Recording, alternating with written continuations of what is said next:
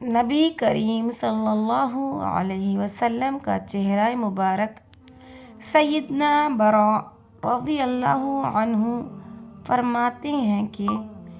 رسول اللہ صلی اللہ علیہ وسلم کا چہرہ اقدس سب لوگوں سے زیادہ خوبصورت تھا، اور آپ صلی اللہ علیہ وسلم کے اخلاق سب لوگوں سے زیادہ اچھے تھے، اور آپ صلی اللہ علیہ وسلم نہ زیادہ لمبے قد والے تھے اور نہ ہی چھوٹے قد والے۔ صحیح مسلم 6066۔